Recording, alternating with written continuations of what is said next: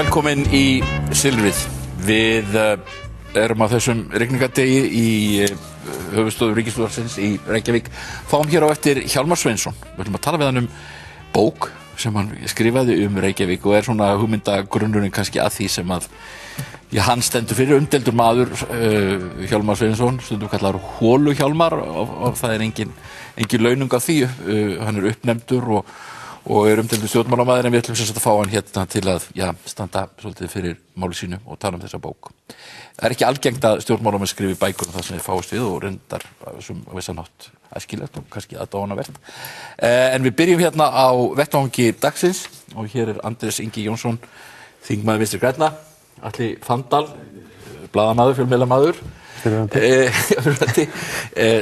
Þórhildur Sunna Ævarsdóttir, alþingismaður Pírata, og Stefán Einar Stefánsson, hann blaðamaður á Morgunblaðinu og skrifar einkum viðskiptafréttir. Sko, ég ætla nú að fara svolítið í þessi svona máli kringum Alþingi sem hefur verið talað sjálftöku og slíkt, birtist kannski helst í þessum akstursmálum og kannski vissuleyti í því húsnæðismálum Steingríms og Sigfússonar til dæmis. En ég ætla að byrja samt á því að það kemur ljós að Transparency International, sem samtök sem mæla spillingu, mæla reyndar aðalega sem sagt hvernig fólk upplifir spillingu, hvort það upplifir spillingu í sínu samfélagi. Þau töldu að Ísland alveg óspillt fyrir hrun, þá vissum við ekkert af spillingunni, en þau telja að Ísland sé spiltast á Norðurlandið. Og í rauninni erum við kannski frekar neðarlega á þessum listamiðum þar sem við kannski ættum að vera, sem svona þetta norræna samfélag sem við erum, Atli. Ég skil alveg að við mælumst svona neðarlega, en það auðvitað synd og sérstaklega ljósið þess að eitt af Norðurlöndunum olíuríki. Það nú svona yfirleitt talsverðir hvatar til spillingar í slíkum ríkjum. En þetta kemur mér ekki óvart vegna þess að það auðvitað, okkur hefur tekist mjög illa að gera upp svona þessa fúskmenningu sem var greind mjög vel í rannsóknarskýrslunni varðandi hrun, og það má ekki gleymast að þær eru systur, spilling og fúsk, þannig að þetta kemur mér ekki óvart. Nei, Þórhildur. Mér finnst þetta kemur heldur ekki óvart, eins og kollegi minn Atli hérna segir, en mér finnst hins vegar alveg augljóst að stór hluti ástæðan fyrir því að við skynjum spillinguna núna að hún talsvert meira upp á yfirborðinu heldur en hún var fyrir hrun. Og ef við skoðum tilmælin sem að Transparency International leggur til að ríkin taki sér fyrir hendur til þess að draga úr spillingu, að þá getur nú aldrei sprett upp ermarnar hér, vegna þess að það talað til dæmis að bjóða upp á heilbrigt umhverfi fyrir fjölmiðla, að draga úr reglugerðar farganir fyrir fjölmiðla sem að dregur úr þeirra störfum. Við sjáum það náttúrulega að lögbannstundinni og fjölmiðla lenda ítrekka í því að fjársterkir aðilar fara í meiðyrðamál við þá til þess eins að draga frá þeim fé í raun og veru. Við vitum það að fjársterkir aðilar geta kært fjölmiðlamenn fyrir eitthvað sem alveg augljóst fyrirfram, málið tapað, en það sem þú gerir að þú dregur talsverða peninga út úr þessum sjálfstæðu fjölmiðlum með því, og þar með getur þeirra til þess að fylgja eftir spillingu í stjórnmálum. Við sjáum það náttúrulega með Stundina sem má ekki flytja fréttir af vafasömum fjármálaviðskiptum þáverandi forsætisráðherra, núverandi fjármálaráðherra, og þetta rétt fyrir kosningar. Þetta er mjög stór hvati fyrir áframhaldandi spillingu að draga og getur fjölmiðla til þess að fylgja henni eftir. Þá líka ýta undir opna og svona góða umræðu í samfélaginu, hleypa öllum að borðinu til þess að ræða málin og hafa sterk upplýsingalög, þannig að almenningur hafi heimild til þess að nálgast upplýsingar og veita aðhald, og fjölmiðla líka.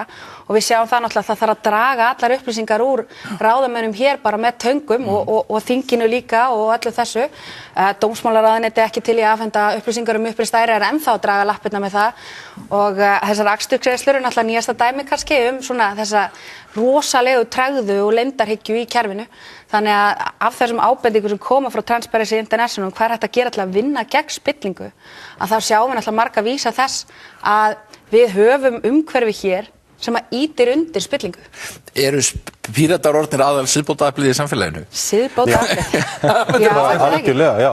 Ég myndi segja það. Ég meina að við sjáum það að Björn Leví, hann eyddi heilu ári í að fá fram þessar upplýsingar. Hann tók sér stöðu með fjölmiðlum, hann tók sér stöðu með upplýsingafrelsinu og hann sendi inn fyrirspurnir, fyrst mjög breytt yfir þar sem hann spurði almennt allar þessar upplýsingar. Ég meina fjölmiðlar hafa verið að óska eftir þessum upplýsingum í fleiri ár. og það þurfti bara einn Björn Leví til þess að taka sig til og kalla eftir þessum upplýsingum og fylgja því eftir og við sáum það á tíma Unnar Brár sem forseti Alþingis að þá var ekki fræðilegur að fá þessar upplýsingar. Þar kom einfaldlega fram svo afstaða forseta að þetta væri einkamál hvers þingmanns en hann lét ekki degan síga og dró fram þessar upplýsingar í dagsljósið í lokum og ekkert hættur. Næst ætlar hann að skoða ráðherrabílana og hann búinn að senda erindi til forsætisnefndar þar sem biður að forsætisnefnd taki afstöðu til þess hvort að þingið og forseti hafi vanrækt skyldur sínar að fylgja þessu eftir, hvort að forsætisnefnd sé yfir höfuð hæf til þess að meta þetta sjálf og hvort að refsivert athæfi hafi átt sér stað, hvort að við höfum upplifað fjársvik af almannafé. Erum við, hvað finnst þér um það að við séum þarna í neðsta sætinu á Norðurlöndunum, Stefán? Ég nú sannfærður það að það þríf spilling í öllum þessum löndum, í Noregi, Svíþjóð, Danmörku, Finnlandi, alveg eins og hér.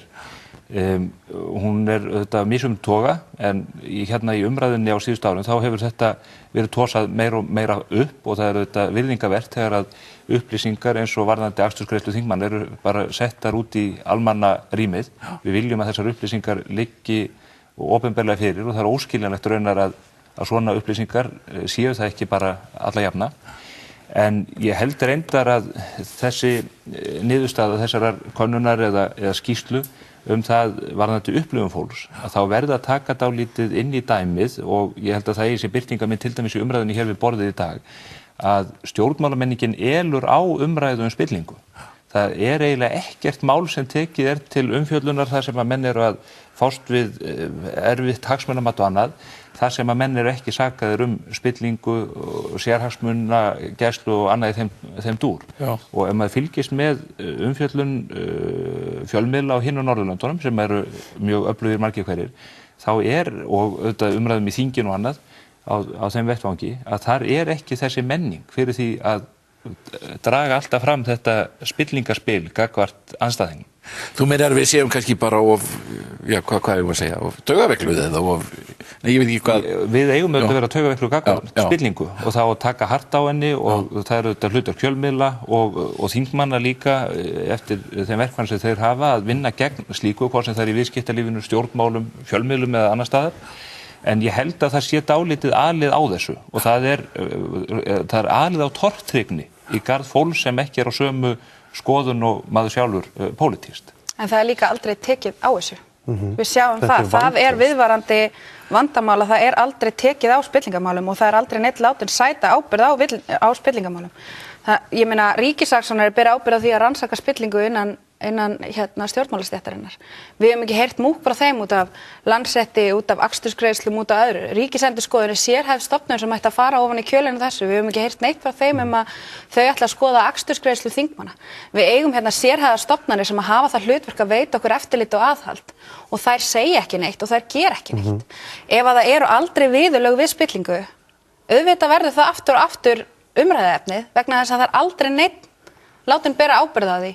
Og það aldrei neinar afleiðingar. Og þannig líka tærist allt traust. Og þegar umræðan fyrir alltaf, svo við tölum aðeins þetta pallborð, að þegar umræðan fyrir alltaf á þennan stað, að almenningur sé með ómikið læti, og það sé verið að reyna að ala á einhverju skömm hjá fólki fyrir að vera ósátt við þá stöðu mála, að það komi upp spillingamál 3 í viku, bara á góðri viku, og það sé alltaf að umræðan sé á villigötum, þetta sé svo paranoid, það sé gengið í skotgrafirnar, þetta vegna þess að það ekki brugðist við. Og nú hef ég búið á Norðurlöndum og það nefnilega munurinn sá að það bregða stofnannar við.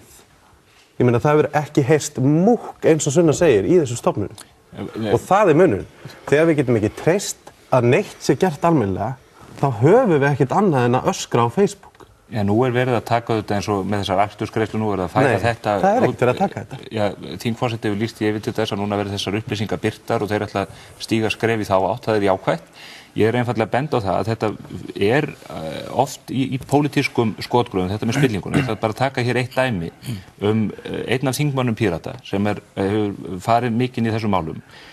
Ég sá ekki neitt Pírata inn á þingið annar staðar taka hart á því þegar það kom upp með þennan sama þingmann. Á sama tíma og hann þáði þingfararkaup sem með bestu launum í landinu, að þá bjó hann á stúdentagörðum Háskóla Íslands og þáði þar með styrk frá hinu opinbera í gegnum það kerfi. Og ég ekkert að segja að þetta sé eitthvað verra spillingamál heldur en önnur sem að við ræðum Ég einfaldlega að benda á það að það verið skipta miklu máli hvar menn í flokki standa, hvort að þessu spillingaspili sé spilað út gagnvart með ekki.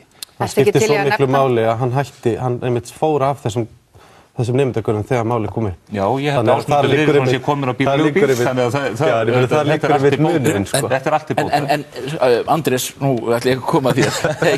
Þú ert alþingismaður og í Vinstri grænum hefur reyndar ákveðin fyrirvara gagnvart ríkisstjórninni, eins og mann vita, en hvernig sko, þarf ekki þingið, nú er verið að tala um að birta þessar akstursupplýsingar ár aftur í tíman eða hvað það og þarf ekki bara einhvern veginn að opna þetta allt?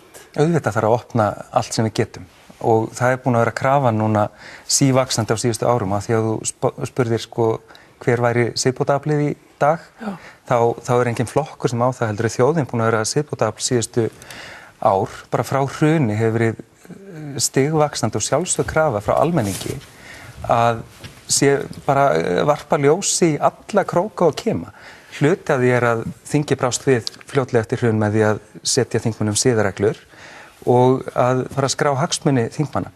En hvorugt þessar aðgerða var sko full kláruð, þannig að hagsmunaskráningin tekur til dæmis ekki til skuldastöðu og það var alveg komið upp mál þar sem að það varpar svona rýrð á störf stjórnmálamanns hvað hann getur skuldað einhverjum aðilum.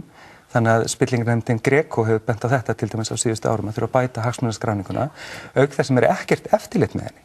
Þannig að þegar þú er kosin inn á þing þá fyllir út hagsmunaskráningu og svo bara liggur hún meðan þú ert þingmaður og það enginn sem fylgist með þessu, það enginn sem ber ábyrgð á því að uppfæra þetta nema þú og ef að eitthvað myndi nenna að þvæla sér í gegnum allar þessar skrár þá kæmi ljós að fólk að skrá ýmislegt sem er löngu liðið.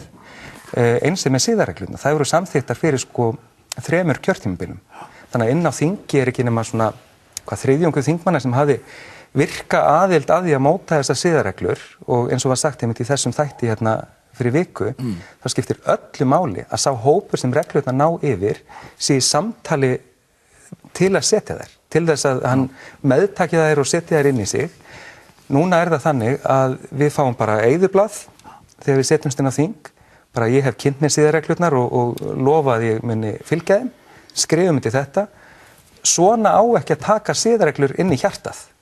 Þetta þarf að laga og jú, það að opna akstursgreiðslur, starfskostnað, alla meðhöndlun og opinberu fé sem hægt er eitthvað sem er skref í rétt átt til þess að sé hægt að fylgjast með því að þetta sé allt gert. Men eftirlitið virðist það verið algjörlega í mólum. Men það verið þá að geta bara ekki til staðar. Og vandinn er náttúrulega að sko við erum í dálítið skrítinni stöðu þingmenn, við heyrum ekki undir neitt. Við erum kjörnir fulltrúar, við fáum laun frá þinginu, en það er engin starfsmannastjóri sem að getur sett ofan í við okkur, nema að við sjálf setjum okkur þær reglur að það sé eitthvað eftirlit. En það er skrifstofustjóri þingsins og mann finnst eins og, hann kannski dálítið meðvirkur eða það er spurning? Já, og ég held að kerfið eins og það sett upp í dag eiginlega krefist þess að hann sé dálítið meðvirkur. Ég meina, hvað á skrifstofustjóri þingsins að vera að segja þingmanni hvort hann eigi erindi á þessar ráðstefnu eða hina. En við erum sko með 2 dæmi sem eru kannski svolítið svona orðin svolítið tákn þessar umræðu. Það er annars vegar akstur Ásmundar Friðrikssonar og þessi mikla svona sem að manni finnst þér að sjálf taka líklega og svo er það sko annað dæmi sem er næri miklu lengri tíma. Það er Steingrímur J. Sigfússon sem hefur fengið peninga og hefur búið í Reykjavík síðan hann var ungur maður og er í rauninni að þiggja sko hálf mánaðarlaun verkamanns á hverju mánuði fyrir að búa í Reykjavík en ekki á staðnum sem við erum ég skilur ekki. Sko þetta er náttúrulega, þarna erum við kannski með tvennt, annars verður að tala um prinsippið almennt. Við erum með kjördæmi, við erum með landshluta sem að eiga talsmenn inn á þingi og við viljum að þingmenn séu duglegir að sinna öllu landinu.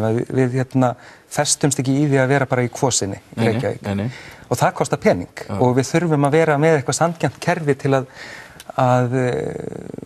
fólk utan að landi það ber ekki rýran hlut. Það er alveg eðlilegt þingmaður sem kemur utan að landi og er kosin á þing og þarf að koma sér húsnæði Reykjavík. Mjög eðlilegt að hann fái fyrirgreiðslu til þess en þetta er dálítið svona annað dæmi. Já, það er náttúrulega bara sko, það er eitthvað sem að ég þekki ekki nákvæmlega hvernig er í hans tilviki en ég veit að hann er mjög duglegur að sinna kjördæminu og er þarna með þessa starfsstöð á bænum sem hann fæddist á og hefur alltaf haft lögheimili á En svo hann líka, það kannski skekkir þessa mynd, hann á kynslóðinni sem að þurfti ekki að hafa jafn mikið fyrir að eignast húsnæði eins og fólk sem undir 40. Þannig að hann á þarna skuldlausa eign í Breiðholtinu eins og held ég stór hluti þeirra sem í kringum 60 og búa í eigin húsnæði. Allir, þessi dæmi, þessi tilfelli. Sko, ég stuðningsmaður þess að við gerum vel við þingið okkar. Ég var svo heppinn að starfa í breskum stjórnmálum og það sko allt annar raunveruleiki. Og var einmitt að vinna þar þegar að expense-skandallinn kom upp. Mikið skandall, fjöldi Já, og þetta er bara fullkomlega sambærilegt dæmi og það nákvæmlega sama vitleysan sem hefur verið að mata onni fólk frá yfirvaldinu, verið að þvæla hugtökum og eitthvað svona. Varðandi Steingrím, að þá það líka þannig að fólk getur, ef það hefur siðferðiskennd og hefur verið lengi á þingi, þá getur það líka afsala sér ákveðnum réttum. Þetta náttúrulega hefur ákveðin tilgang, þetta kerfi, og ef hann farinn, ef hann raun og veru búinn að taka talsvert magn út úr þessu, þá það allt í lagi að hann hugsi bara, já, nú tilgangi kerfisins náð. En ég þekki þetta mál ekki betur en DFF fjalla vel þetta og ég bara segi að það hvarflar ekki að mér í eina sekúndu að verja Steingrím í þessu máli, hann getur bara séð það sjálfur. En það sem skiptir máli í þessu akstursmáli líka að þingmenn bjuggu til kerfi til þess að hækka launin og svindla, nákvæmlega eins og í Bretlandi.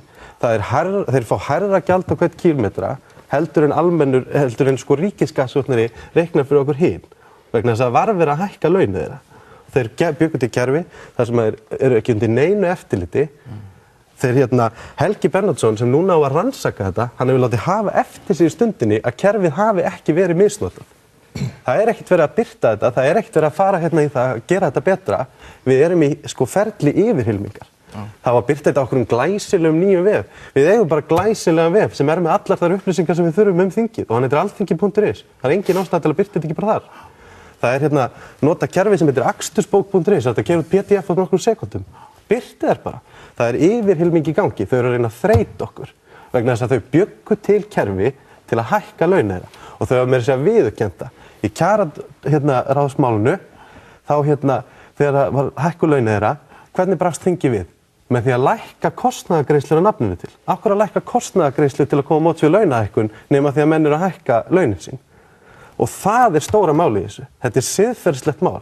Það búið að búa til kúltúr og menningu þar sem þingmenn eru í fjárplógsstarfsemi að stela af almenningi. Og það ekki að búa til nýjan vef og ekki að setja Helga Bernhardsson yfir að kanna þetta. Það að opna þetta allt strax og stofnanir eiga bregðast við með því að fara í rannsókn. Þetta þjófnaður. Og til þess að við hættum í skotgröfunum og til þess að við hættum að tala svona og að sé alltaf í hæsta stigi, þá verða þingmenn og fjölmiðlar og álitsgjafar og embættismenn að taka sína ábyrgð á því að hér sé almennilegt samfélag og hér sé eitthvað samfélagssáttmáli í gangi, þar sem að ég þarf ekki að vera á Facebook að kalla hvern einasta stjórnmálamann óheiðarlegan, þar sem að það eitthvað ferli til þess að bregðast við þessu. Það ekki hægt að fá að vera í friði fyrir gagnrýni á sama tíma og þú aftengir þátttökulýðræðið, grefur undan fjölmiðlum og ert í hreinræktari árás gegn tungumálinu með því að rugla saman hugtökum og svo segirðu bara, já við ætlum að búa til nýjan og glæsilegan vef. Alþingi.is vefurinn það sem við náum í upplýsingar þingið. Þetta bara yfirhylming. Ef við höldum áfram með þeirra púst að það búið að hækka kaup þingmanna mikið, það var kjararáð sem gerði það og náttúrulega mjög umdeilt, setur alla vinnumarkaðin einhvern veginn bara á hliðina í raun og veru. Þú nú fyrir að forma verkalýðsfélags. Í öðru lagi sér maður að það verið að stórhækka framlög til stjórnmálaflokka líka og maður svona veltir fyrir sér hvað. Það kannski ekki hægt að tala kjararáð sem sjálftöku, það náttúrulega á að vera óhætt batteri sem ákveður þetta en þetta einhvern veginn, ég held að Alþingi ekki bara að grafa dálítið mikið undan traustinu á sjálfu sér? Þetta með launin, ég átta mig ekki á því, Andrés getur kannski betur svarað því hvernig að lifa af þingfararkaupinu og hvernig þessi launasetning en manni sýnist í þessum ákvörðunum kjararáðs að það sé verið að hækka laun æðstu embættismanna ríkisins verulega. Og það á ekki bara við þingmennina, þeir eru eiginlega verst settir þessu fólki. Það eru hæstaréttardómarar og ríkisforstjórar ýmiss konar sem eru konur með bara 2 milljónir eða meira, sem eru bara svipuð laun og kauphallarforstjórarnir margir hverjir eru með. Þeir eru að miða sig einhvern veginn við það. Já, sem eru komin, og það er úr öllum veruleika við það sem almenningur þekkir. Það sem að meðallaun í landinu eru kannski svona milli 600 og 700.000 og margir hverjir það langt fyrir neðan. Og ég held að mælirinn sé dálítið fullur gagnvart kjararáði og það var auðvitað merkilegt að sjá þegar að það kemur í ljós að viðmiðin sem kjararáð var notast við, launavísitala Hagstofunnar, hún er bara kolvitlaus, hún er bara alltaf miklu herri heldur en launahækkunin er. Og þegar menn miða við slíka vísitölu ár eftir ár og jafnvel áratugum saman, þá auðvitað verður þarna einhver gjá á milli. Og það þarf að taka á þessu og ég var nú með viðtal við ríkisáttasemjara í viðskiptamokkanum fyrir stuttu síðan og þar nefndi hún það hún hefur verið í samskiptum eðlilega við ríkisáttasemjara á hinum Norðurlöndunum og þar eru þessar launaákvarðanir æðstu stjórnenda ríkisins teknar með miklu reglulegra millibili. Það er einn af lapsusunum í þessu kerfi ef ég má sletta að það líður oft svo rosalega langt að milli sem verður að taka ákvarðanir fyrir þessa einstaklinga og þá bjagar það kerfi, þá vita menn ekki hvort það er að miða við 2006 eða 2005 eða 2012 og svo sett einhver 20% hækkun og allt verður vitlaust.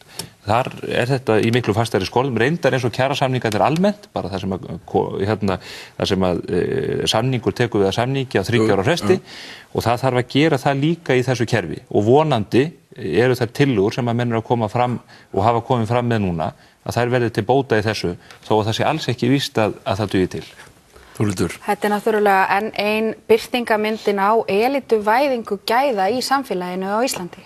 Þannig að það gilda eitt sett af reglum æðstu valdastéttina í landinu þegar kemur að launaþróun og á sama tíma er verið að segja almenningi eða verið að segja venjulegu launafólki að þau fá ekki meiri launahækkanir. Það sé nú búið að vera allt of mikið einhverjar launahækkanir en það gildir annað okkur hérna sem öllu ráða og allt eiga. Og þetta er bara eitt dæmi af því og að því við vorum að tala að ræna tungumálinu af fólki. Sko, það að segja venjulegu launafólki að þau fá ekki frekari launahækkanir og að skolla svo við bara að taka á því hvað við höfum fengið mikla launahækkanir og þá sérstaklega einmitt þessi æðstu ráðamenn þjóðarinnar. Þetta er að reglurnar gilda ekki æðstu lög samfélagsins og við sjáum þetta endurtekið. Mér langar að koma aftur að þessu með spilltasta land Norðurlandana. Sko, það sem við horfum upp á Íslandi, ástæðan fyrir því að það er svona mikið vantraust, ástæðan fyrir því að það er svona mikil reiði, er að reglurnar gilda ekki æðstu valdhafana á Íslandi og æðsta lag samfélagsins á Íslandi. Við sjáum það að ráðherrar þjóðarinnar eru aldrei látnir sæta afleiðingum. Við sjáum það að þingmenn eru ekki látnir sæta afleiðingum. Nú er rökstuddur grunur uppi það að Ásmundur Friðriksson hafi dregið að sér fé, almannafé. Og við erum ekki að sjá viðbrögð þess efnis að það sé verið að setja á fót rannsókn í þeim efnum. Það hefur átt sér stað ein rannsókn á spillingamáli stjórnmálamanns á Íslandi svo ég viti til og það var málið hans Árna Johnsens. Við erum samt með fjármálaráðherra sem var í Panamaskjölunum og höfum rökstuddan grunn til þess að hugsa það að hann hafi ekki gefið rétt upp til skatts.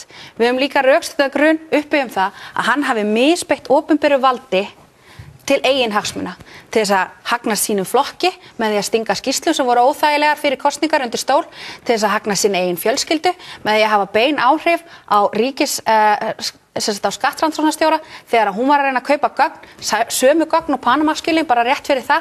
Við höfum rökstuddan grun það að hann hafi framið refsivert athæfi en það er engin sem tekur sig til og rannsakar það. Við höfum rökstuddan grun það að dómsmálaráðherrann okkar hafi misbeitt opinberu valdi fyrir sína eigin hagsmuni í upplýst ærumálinu, í Landsréttarmálinu en það er engin sem tekur sig til og rannsakar það vegna þess að viðhorfið hér er að æðsta lag samfélagsins sé hafið yfir lögin sem að við hinir látum fylgja. Eða þar að segja, ég veit ekki svo sem hvernig þið komið fram við mig að ég myndi koma mér svona klamdur þessa dagana því að ég er nú komin í aðeins aðra stöðu heldur en ég var.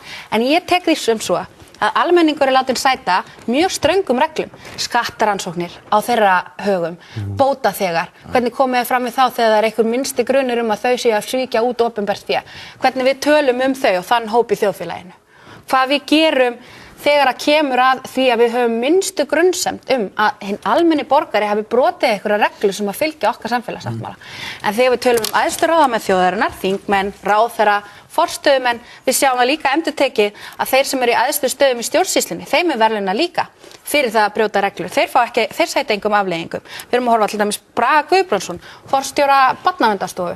Hann er búinn að sitja undir ítrekuðum kvörtunum frá barnaverndarnefndir sem að vinna með honum ófagleg vinnubrögð, óeðlileg afskipti og bara mjög vandræðaleg og erfið mál fyrir hann og honum verðlauna með það að senda hann til barnaverndarnefndar Sameinuðu þjóðanna og Ísland ætlar að fara að leggja í peninga að koma honum, Ísland ætlar í kosningabaráttu fyrir þennan mann til að taka þátt í barnaréttar starfi Sameinuðu þjóðanna sem að ég kalla bara verðlaun fyrir vonda hegðun og svona á sama tíma að losa hann út úr þessu vandamáli. Við sjáum það bara endurtekið að ef eitthvað brot eiga sér stað, það engar afleiðingar fyrir æðstu lög samfélagsins og það gildir ekki hina. Og þetta finnst mér að vera stærsta vandamáli. Vilt þú kommentera á þessa ræðu, Stefán? Ég vona bara að Þórhildur sé ekki með byssuleyfi því að hún skýtur svolítið í allar áttir að það er engu eitt í þessu. Ég held að umræða sem að er með svona stórum orðum og stanslausum fullyrðingum að menn séu sífellt að ganga einhverja annarlegra erinda, séu að handhafa spillingarinnar og annað. Guð minn góður, Stefán, þú ert blaðamaður. Hvað er málið? Hún nefndi rök hérna. Af hverju ertu alltaf að leggja þig fram í að verja vald? Ég er ekki að gera það.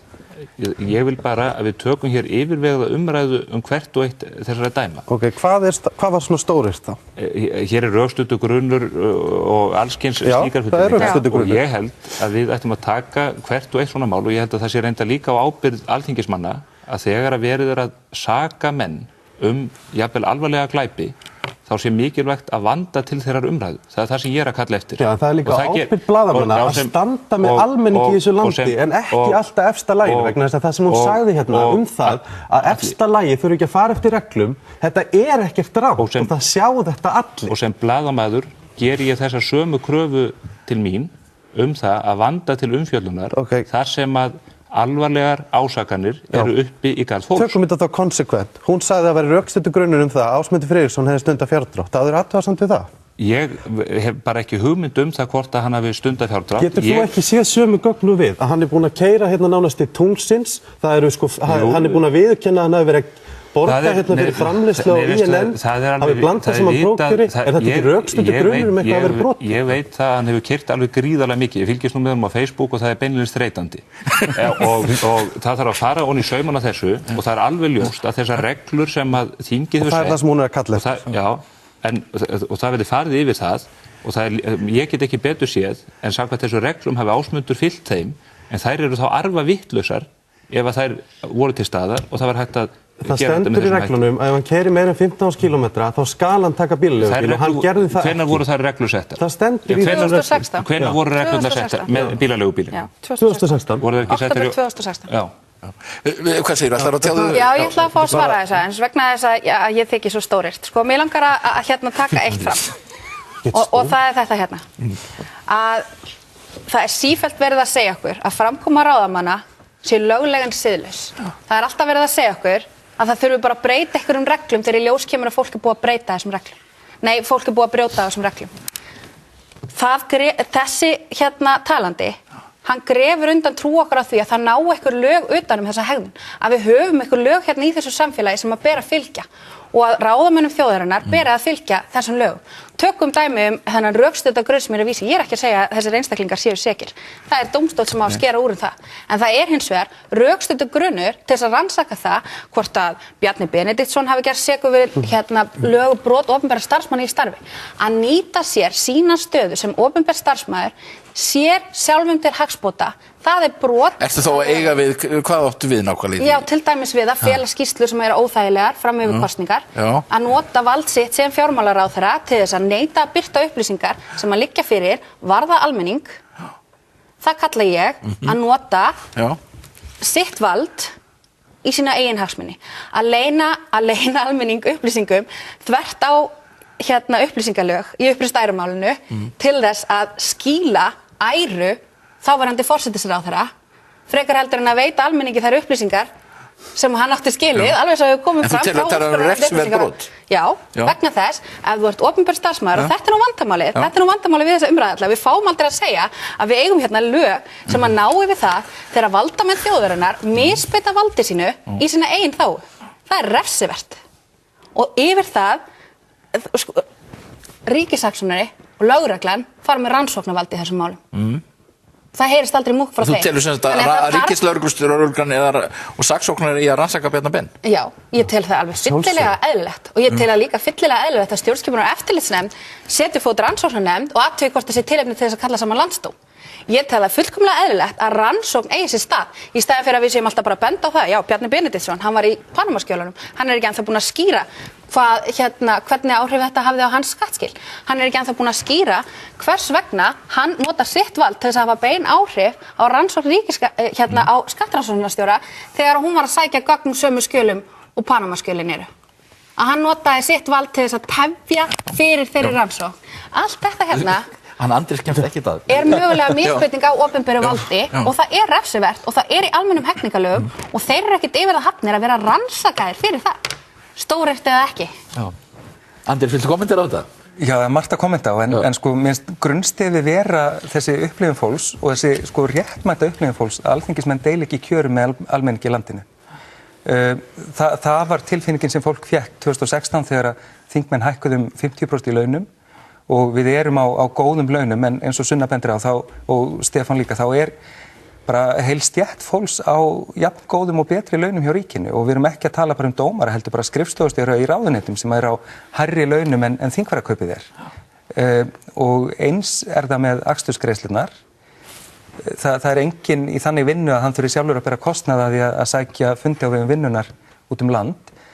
En tilfinningin sem við sitjum uppi með eftir þessar uppljóstanir er að þingmenn hafi búið til kerfi þar sem að þeir geta sko auk þess að fá endurgreiddan kostnaðinn mjólkað eitthvað svona smá bónus út úr því fyrir sjálfan sig. Og það er eitthvað sem við þurfum að skera og laga.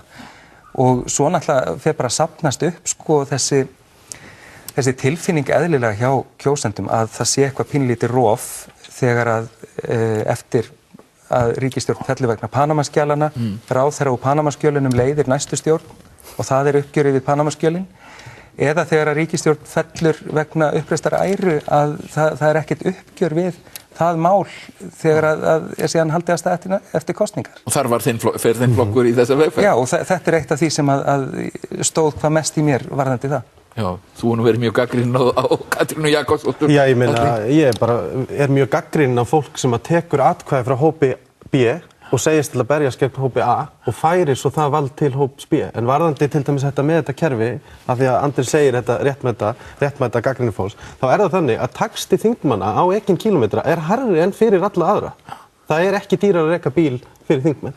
Þetta er bara sjálftökukerfi. Hærri en sjúkraliða og varðandi þetta sem að ég ætla bara að taka fyllilega undir það að það er búið að búa til hérna kerfi þar sem að lögin og reglur gilda ekki. Sko vandamál íslensks samfélags er tvöfalt siðferði. Hvernig sumir fá endalaust tækifæri en aðrir fá aldrei að verða það sem þeir vilja og fá aldrei tækifæri og eru útskúfaðir. Og það eru búna til alls konar hefðir hérna í stjórnmálunum eins og til dæmis að aftengja landsdóm og ráðherrarétt af því að þeim bara finnst að það eigi ekki að vera. Það er í stjórnarskráni og einhver samtryggingar hefð stjórnmáluna núllar hann ekki út. Það er eitt mál sem ég langar aðeins að nefna við ykkur og það er svolítið skrítin deila rauninni í ljósi þess að við erum til dæmis ekki með stóran gyðingdóm hér á Íslandi, við erum ekki með gríðarlegan fjölda múslima eins og er til dæmis í nágrannalöndum okkar sem eru í stórum hópar innflytjenda sem eru frá múslimaríkjum. Og svo reyndar, var nú að segja eins og er þetta séu 58% bandaríska karlmanna sem eru umskornir, þetta er ekki bara trúaratriði, þar var þetta eitthvað svona hygienískt mál. En menn er að deila ákaft þetta á netinu. Hvað finnst þér þetta, Andrés? Mér finnst mjög jákvætt að við sem að ræða mörkin. En kemur okkur þetta eitthvað við? Já, af því að sko, ef við erum að ræða mörkin á því hvað foreldrar mega ákveða fyrir börnin sín af óafturkræfum læknisaðgerðum. Það er eitthvað sem við þurfum að ræða. Mér finnst þetta mál sem liggur fyrir ekki vera rétta leiðin. Það er allt of harður refsirammi og það er verið að nota hegningarlögin. En, og eins... Það 6 ára fangelsi, já, þú myndir ekki vilja styðja það? Nei, en hérna, og þar að ekki finnst mér ekki rétt að ramma þetta bara inn í trúarathafnirnar. Af því að á Íslandi erum við með margar aðgerðir á ári þar sem að kynfærum intersex-barna breytt að þeim forspurðum, af því að þau eru bara nýfædd. Og þá eru foreldrarnir að taka óafturkræfa ákvörðun fyrir barnið sitt, frekar að bíða bara í 16-18 ár og leyfa barninu ákveða það sjálft þegar það vex úr grasi, hvort það vilji láta breyta kynfærum sínum. Sko, Stefán, þú ert nú guðfræðimenntaður og maður hefur heyrt sko að kirkjan hefur verið og biskupar hafa verið að vara við þessu. Hvað segir þú? Já, þessi umræða á auðvitað grundvöldin í 17. kafla fyrstu Mósebókar, þar sem að kveðið alveg skýrt á það að ef að heilbrigðisveind börn ekki umskipta 8. degi, þá eru þau ekki hluti af samfélagi gyðinga. Þau standa þá bara einfaldlega utan þess samfélags. Og það viðhorf þessa fólks. Það sem að ég tek eiginlega undir þess að ég held að þú hafi verið að ía hér áðan, þetta er sérstakt hvernig þetta kom allt inn í umræðuna í landi þar sem að þetta er ekki vandamál. Hér er mjög lítið samfélag gyðinga, ég held að sé innan við 200 manns og vel innan við það. En það er eitt sem að svona, ég hef dálítið haft í huga við að velta þessu fyrir mér, því að ég styð það að réttur barna sé virtur í hvívetna, en þeir sem tala harðast fyrir því að umskurð drengja sé heimiluð áfram á grundvelli þessara viðhorfa eru akkurat einstaklingar sem að sjálfur hafa gengið í gegnum þetta. Eru gyðingarnir sem að eru umskornir og eru hluta þessu samfélagi. Þannig að það er ekki eins og að þar sé hópur sem að sé að tala fyrir einhverjum aðgerðum eða einhverju inngripi sem að varðar einhverja aðra en þá sjálfa. Og þetta umræða sem þarf að fara mjög vel ofan í. Ég var nú bara síðast í fyrradag að ræða við gyðing þessi mál, konu sem er búsett í Ísrael, og það er alveg ljóst í þeirra huga að ef að svona lagasetning gengur í gegn, þá lítur þetta fólk svo á að því sé ekki vært hér í landinu. Og við þurfum að nálgast þá staðreind af nærfærni og að virðingu við þetta fólk sem byggir grundvöll sinna tilveru á þessari hugmynd. En það breytir ekki því að það er sjálfsagt að ræða barnaréttin og til dæmis hefur verið bent á því umræðin að ef að fólki á að vera heimilt að gera þetta við þessa 8 daga gömlu drengi, að þá sé tryggt af hinu opinbera að heilbrigðissjónarmið, læknisfræðissjónarmið og annað séu örugg. Hættan við það ef við bönnum þetta er að það gerist einfaldlega það sama og í löndum þar sem að fóstureyðingar eru bannaðar. Að þetta fari bara í einhver undirkerfi þar sem að ekki er hægt að hafa eftirlit með því og ekki er hægt að sinna einstaklingum þar sem að hlutirnir fara úr skorðum. Og ég held að í upplýstu samfélagi sem á dálítið erfitt að okkar mati með að skilja af hverju menn er að gera þetta við nýfædd börn, að við þurfum að gæta þessum þáttum og leið líka eins og í annar umræðu að gæta okkar á gífuryrðum, því að umræðum limlestingar og það hefur beinlínis verið notast við orðið barnaníð í sambandi við þetta sem er alveg reynt ótrúlegt. Að það verður að reyna að tóna þessa umræðu niður, og ég er ekki með því að reyna að tala máli valdsins, hvorki varðandi umskurð afstöðspenninga. Tala þarna fyrir minni hóp. Já, ég kannski, ég var að taka undir með Andrisi að mér finnst að það hefði mátt koma hérna fram talsvert almennar í nálgun gagnvart þessu vandamáli. Ég er algjör stuðningsmaður þess að við tökum fyrir það að séu gerðar óþarfa aðgerðir á kynfærum barna sem að hafa ekkert það að segja. En ég veit ekki og ég fæ ekki séð af lestri þessa frumvarps hvort að það nái þessu markmiði sínu. Í fyrsta lagi þá einbeitar sig bara að umskurði drengja, á sama tíma þá er það að taka ákvæði sem var sett inn í hegningalögin út af Istanbúl-samningnum umskurð stúlkna og kvenna, og í staðinn fyrir að segja bara að færa þetta yfir á alla einstaklinga, þá talaði börn og konur, þannig að þetta er ekki við fullorðna kallmenn einhverja hluta vegna. Þetta einblínir bara á umskurð drengja en ekki mitt málefni intersex-barna. Ég hefði haldið að það væri og miðað við orðið það talaði líkamsárás, hver sá sem er líkamsárás sker hluti af kynfærum barna af þeim. Ég er ekkert alls kost að klára því að það eigi þá við aðgerðir sem eru framkvæmdar á spítala af læknum. Mér finnst það allavega ekki af orðana hljóðan augljóst að við séum að banna það. Og ég hefði haldið að ef við ætlum að ramma inn þessa umræðu, þá myndum við segja að óþarfa skurðaðgerðir á kynfærum barna og einstaklinga gegn þeirra vilja, það væri bannað og við myndum jafnvel setja það inn í heilbrigðislögin eitthvað. Mér finnst það koma svolítið frá röngum enda. Já, við verðum víst að slíta þessum hluta þáttarins. Ég er með fullt af máli sem ég ætla líka að tala en ég þakka ykkur fyrir að vera hérna hjá mér Andrés, Atli, Þórildur og Stefán. Við ætlum að tala svo við hann Hjálmar Sveinsson borgarskipulag.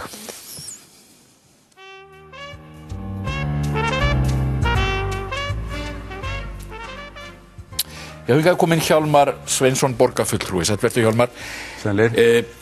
Við ætlum að tala bók eftir þig og skipulagsmálin og þú nú kannski verið svolítið ásjóna þessara stefnu sem í skipulagsmálum í Reykjavík og fylgt og búin að skrifa bók þetta ásamt Hrund Skarphéðinsdóttur, bók Borgin heimkynni okkar og þú ert kannski svolítið að útskýra svona sýn þína á skipulagsmálin leið þetta náttúrulega þarna sögulegt ágrip dálítið það hvernig borgarskipulag hefur þróast Bílaborgin, Corbusier-borgin, Garðaborgin sem að Guðmundur Hannesson skrifaði á sínum tíma og svo kannski þessi nýja borgarstefna nýji urbanismi sem að hefur Lutzi Rúmsson síðustu áratugina.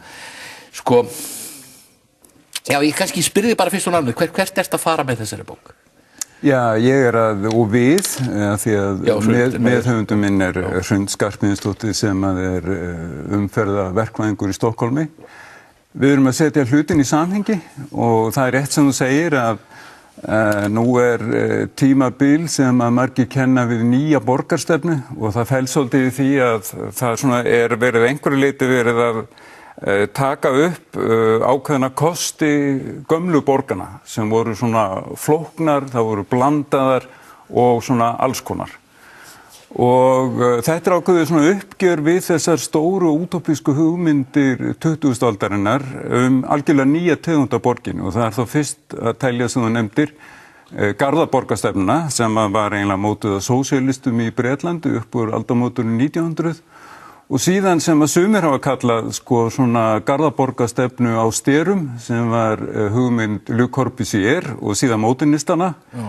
Og í hvoru tveggja var tilraun til þess að koma á umbótum í borgunum og það snerist mjög mikið landnotkun, skipulag að því í báðum tilvikum voru menn sannfærir það að skipulagsleysi að það ítti fyrst og fremst undir hagsmuni eignastéttanna en væri mjög vont fyrir hagsmuni lágstéttanna. Það löng saga sem ég ætla ekki að fara í en allavega niðurstaðan var svo að í báðum tilvikum var boðið upp á algjörlega nýja tegund af borgum. Bandaríska blaðakonan og rithöfundin kallaði þetta andborgarstefnu. Og við sjáum það og það gerir sérstaklega eftir miðja 20. öldina að þá til að mynda gerist það sérstaklega í Bandaríkjunum að íbúarnir hverfa úr miðborgunum og það eru byggðar nýjar smáborgir, ný úthverfi, þannig að þetta gjörbreytist allt saman, fjarlægðin milli manna eykst mjög mikið, bílaborgin tekur yfir, það verður mjög erfitt að reka þjónustu í þessari strjálbýlu byggð og svo gerist það svona til að hafa sögulega samhengi að upp á 1990 þá sjá menn að þetta komið í ógöngur, það verður til í Bandaríkjunum stefna sem heitir New Urbanism eða ný borgarstefna og í Bretlandi var mjög fræg skýrsla sem að kom út 1999 sem að heitir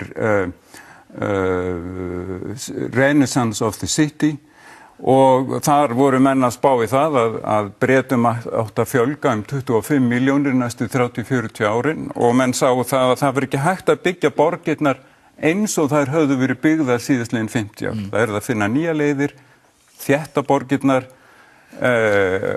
gera sem sagt vistvænu samgöngumátum, herundur höfðu og svo framvegis. Sko endurreist borga og þú talar endurreistna tíma borga og það burt frá þessu hraðbrautarskipulagi, þessu zoning-skipulagi sem það tala nákvæmlega. Og þetta og þar erum við að tala einhvers konar það að göturnar verið endurheimta göturnar eins og þú orðar það. Já, það og það kannski rétt að hafa það í huga að því að módernismin fagnaðarbóðskapur módernisman var eiginlega við skulum hverfa frá götunum. Göturnar skipta engu máli lengur. Sjá til dæmis í Breiðholtinu að húsin byggð eiginlega frá götunum og hafa kannski grænt í kringu sig en þau eru frá götunum. Já, göturnar er ekki lengur grunneining borgana, það er ein mikilvægast og róttækasta umbreyting sem verður með módernismanum og það er tekið upp hérna í skipulaginu sem gilti hér frá 1962 til 1983 og hefur verið kallað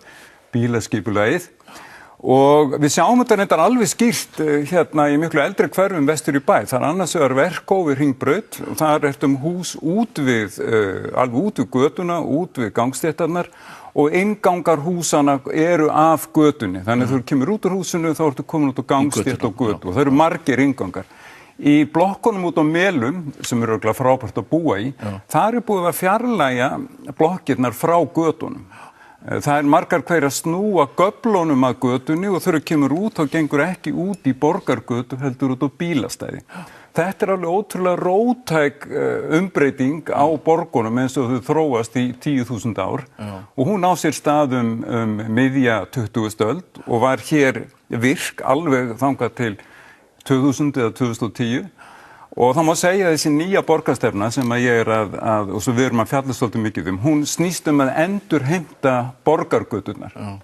En þú ert eiginlega að tala fyrir meira kaosi en hefur verið eða meiri blöndun. Meiri blöndun og það er dálítið merkilegt að við rekjum það að eftir að móderníska skipulega var kynnt hér með pomp og prakt algjörlega þegar pólitískt held í borgarstöð Reykjavíkur að þá komu tveir ungir arkitektar, Björn Ólafs frá París og Ingólfur Helgason sem var arkitekt og er ennþá í Edinborg og þeir gagnrýndu þetta nýja aðalskipulag sem allir voru svo montnir af því að það var virkað eins og hávísindalegt og sögðu þetta skipulag er algjörlega úrelt, þetta miðar við þá hugmynd að borgin sé skítug, óheilnæm og þar fæmdu göttunum og þá var í rauninni verið að miða við iðnaðarborg í 19. aldar. Þeir benda báðir á þarna 1970, samfélagið í dag er allt öðruvísi. Björn Ólafs segði post-industrial area, það er að segja þjónustu þjóðfélag. En nú snýst þetta allt bílinn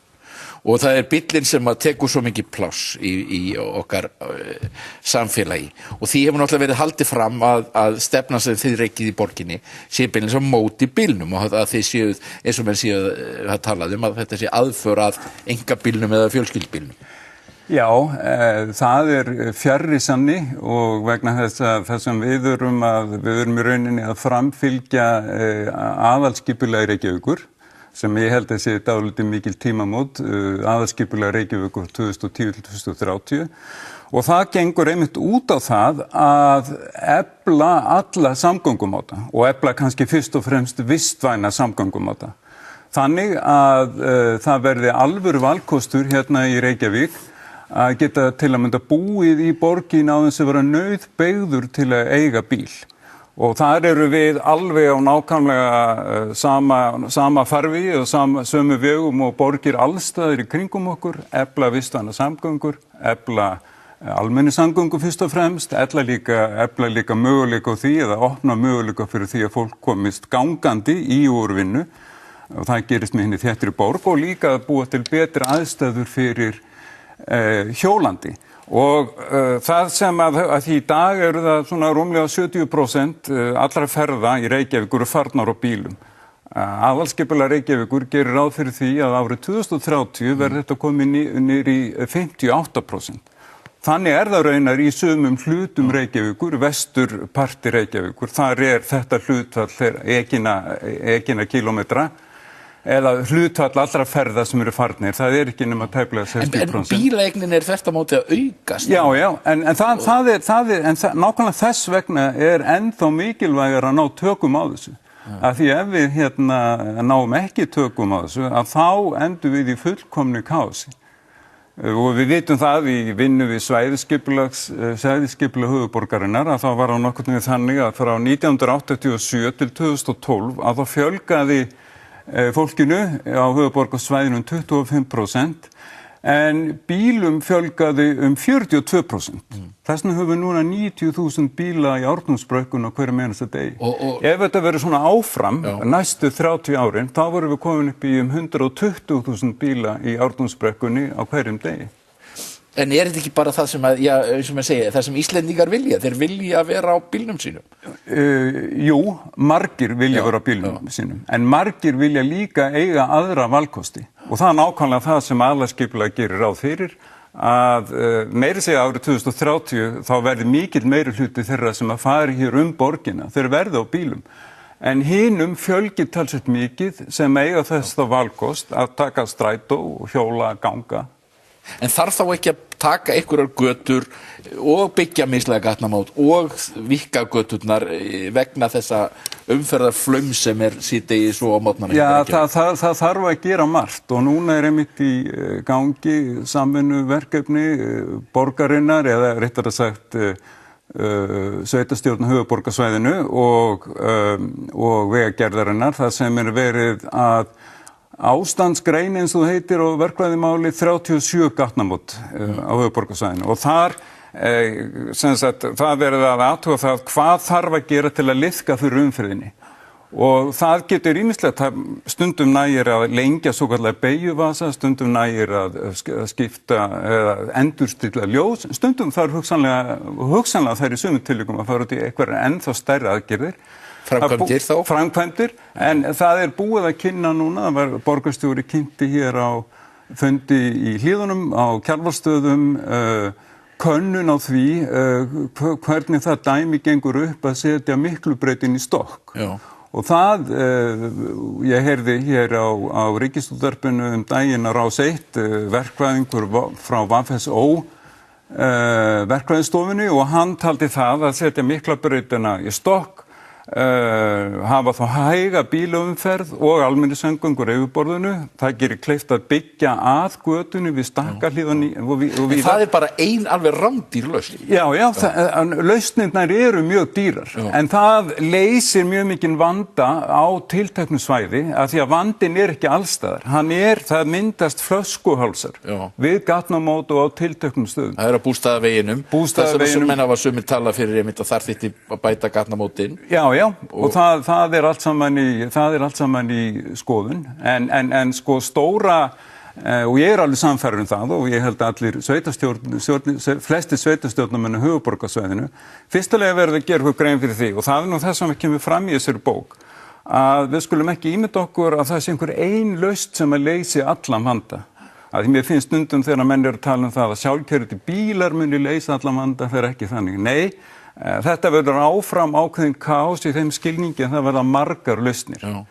Fólk verður á bílum, það verður örugglega einhverju sjálfkeyrandi bílar, þeim fjölgar sem að fara á hjólum, gangandi og með strætó og allar sviðsmyndir, öll reiknilíkun, allt sem hefur verið rannsakað í þessu máli sýna það að eina leiðin til þess að koma í veg fyrir að umferðarkaosið verði algjört hérna næstu 20 árin það að koma upp hraðvirkum og öflugum almenningssamgöngum. Þú ert að tala þá um borgarlínu? Ég að tala um það sem við kalla borgarlínu, já. En það gríðarlega dýr framkvæmd og umdeild, það nú, já. Já, það reyndar ekki dýr framkvæmd miðað við það ef að ekkert yrði gert. Og það ekki dýr framkvæmd ef það yrði farið í öll þau mislægu gatnamót og allar þær aðgerðir sem var reiknað með í svæðisskipulaginu 2001 til 2024. Þar má reikna með að þær framkvæmdir bara við þau mislægu gatnamót sem voru teiknuð þar inn séum 150 milljónir pluss 150 milljarðar pluss rúmlega 100 milljarðar í svokallar innri götur, ræsi og allskyns tengingar og þá ekki einu sinni farin að minnast á öll bílastæðin sem það þarf að byggja og þannig að við erum þá komin upp í tölu sem einhvers staðar á milli 200 til 300 milljarðar. Það eins og verið að tala að þegar hún fullbyggð, þessi borgarlína, þessi rúmlega 50 kilometra, þá það við skulum segja einhvers staðar á milli 70 til 100 milljarðar. Þannig að það miklu, miklu ódýrara og það kemur fram í þessum frábæru skýrslum allra verkfræðistofana að það ódýrasti og besti. En þá verður fólk náttúrulega að vilja nota þennan samgöngum. Já. Og það náttúrulega, og eins og menn segja, þetta að þvinga Íslendinga í strætó? Það ekki að þvinga fólk eitt eða neitt. Eina leiðin til þess að þetta gerist það að fólk uppgötar að það þægilegra og fljótlegra. Og mér langar ef ég má nefna það að það sko það var verið að stjórnvöld í Þýskalandi voru með eitthvað hugmynd það að kannski ætti að gera tilraunir í nokkrum smærri borgum og bæjum að hafa ókeypis í strætó og það var þýskt blað ágætt sem að gerist heilmikla skoðanakönnun hjá þeim sem að fara alltaf í úr vinnu og bílunum sínum og þeir voru spurðir ef að verður ókeypis í strætó eða lestina eða hvað sem það var, myndu þá fara í strætó eða lestina og þeir sögðu allir nei.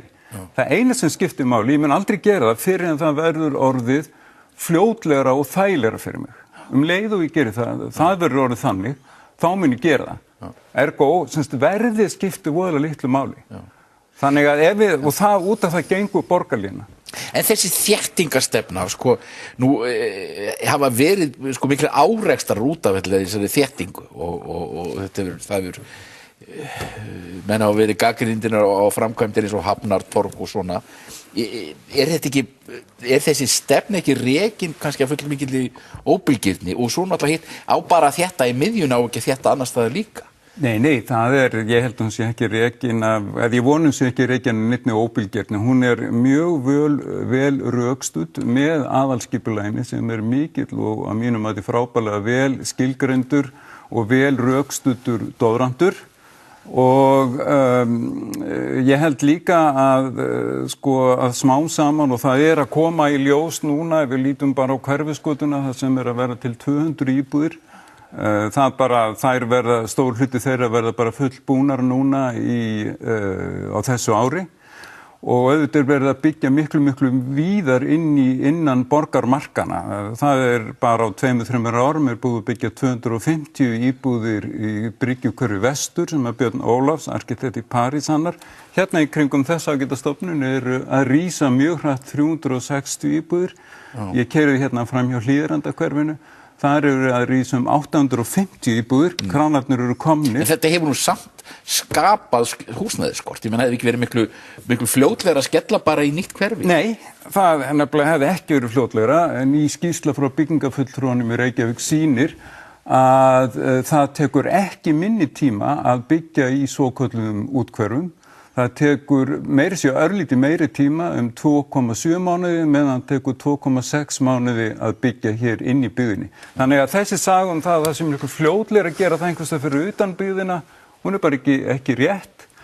Og mér langar líka að nefna það að það mjög haldið á lofti að fermetrarnir hér á þessu svæði í þessum nýbyggðu húsum sem miklu dýrari en þá á útjaðri byggðarinnar. Ég veit ekki en allavega svona löglegt könnun sýndi það að hér var verið að selja mig við Jaðarleiti 100 fermetra íbúð, glæsileg íbúð á nákvæmlega sama verði og 100 fermetra íbúð við Úlfarsbraut inn í Úlfarsárdal. Þannig að það margt svona sem fullyrt sem að þegar það svona gáð nánar að stenst ekki nánari skoðun. Sko þú hefur náttúrulega orðið mjög umdeldur stjórnmálamaður, einhvern veginn eins og ég segi andlitsstefnu sem umdeld vegna þéttingarinnar, vegna bílana og þetta eru heitmann, þetta svo mikið bara á Íslandi, þetta víða deilt þetta og þú hefur fengið á þig og þú náttúrulega hólu Hjálmar. Jú.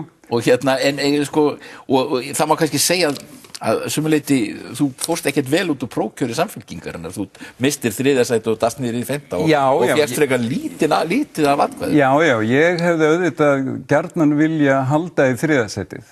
En eins og ég hefur sagt að þá hérna 5 líka flott tala, þannig að ég inn í þessum flokki sem að eru 5 efstu og þetta var bundin kosning, þannig að ég mun halda áfram í borgarstjórninni. En tekur mark á þessari gagnrýni sem beinist að þér allri? Já, auðvitað tek ég mark á henni. En sumt af henni sumt auðvitað bara svona eitthvað svona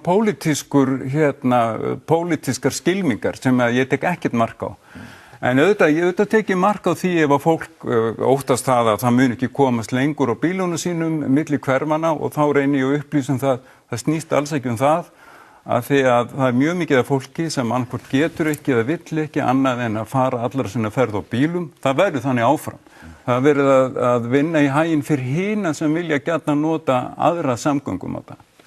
Hjálmar, þakka þér fyrir að koma í þáttinn. Þetta sem sagt bókin, Borgin heimkynni okkar, sem eins og ég sé, það stjórnmálamenn, það alltaf gott ef að stjórnmálamenn setja hugmyndir sínar á blað. Þakka þér fyrir að koma. Þátturinn búið hjá okkur í dag. Fanney Birna verður með ykkur að vikuliðin.